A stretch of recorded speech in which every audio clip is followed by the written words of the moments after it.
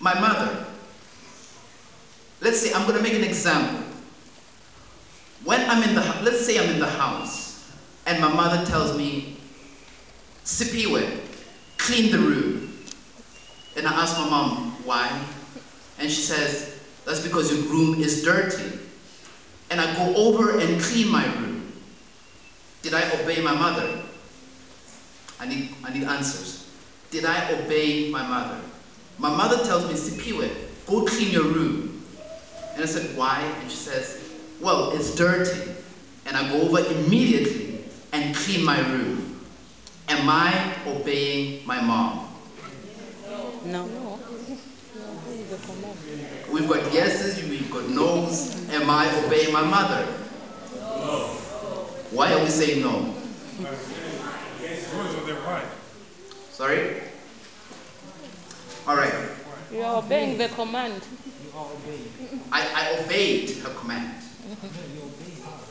All right. Now, yeah, you've heard this before. Yeah. So, the thing I'm trying to say is that our relationship with our parents is the very same relationship that we have with God. Now, let's review what I said. My mother says, Sipiwe, go clean your room. And I ask her why. And she says, because it's dirty. And I immediately get up and go and clean my room. Some people may see that as oh, he has obeyed his mother. But now look carefully. When my mom says, go clean your room, when I say, because my mom is the authority, she's over me. When she says, go clean your room, immediately when I say, why, I'm putting myself on the same level. Now, she needs to give me a reason why I should clean my room. So when I get up immediately and go clean my room, I'm no longer obeying my mother. Now I am agreeing with my mother.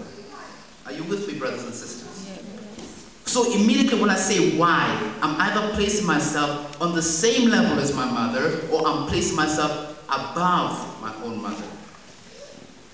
So now, as a tip, it's something I've been practicing myself, is that children, when our mothers and fathers say, go do something, just go do it. Do it immediately. When they say go do it, just go and do it. Maybe then you can ask why. Okay? Obey the command first. Then you can ask whatever you want to ask. So, we sin when we live apart from God's will. And we sin when we place our own opinions above God's will. The stakes are high and the universe is at risk in this cosmic battle over the control of the universe.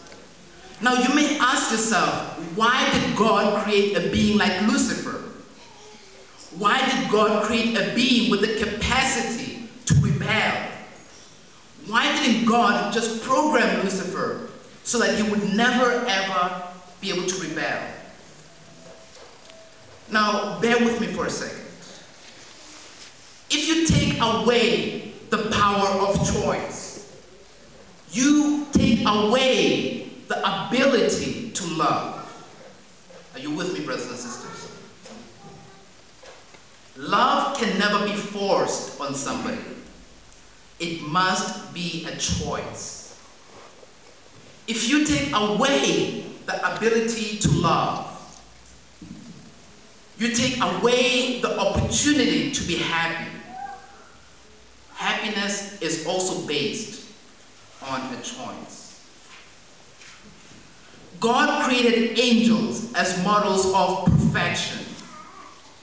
One angel coveted the throne of God.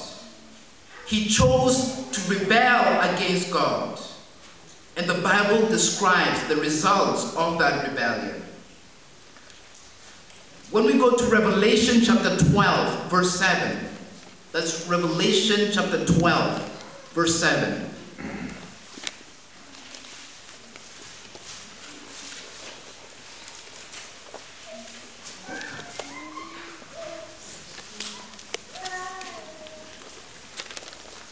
it says, "And a war broke out in heaven.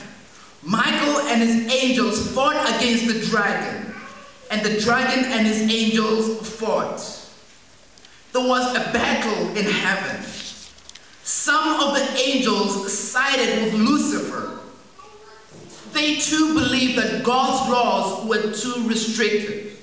They too believed that God's laws were too tough. And there was a battle in heaven.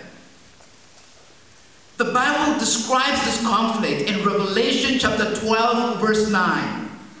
It says, "So the great dragon was cast out, that serpent of old, called the devil and Satan, who deceives the whole world. He was cast to earth, and his angels were cast out with him." Satan is described as a serpent because he deceives. And he is described as a dragon because he destroys. Satan deceived 1/3 of the heavenly angels. The Bible says a third of the stars in heaven were cast out.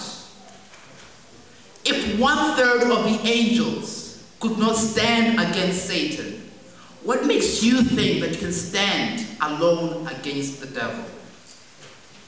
Do you think that you're strong enough to fight the devil alone?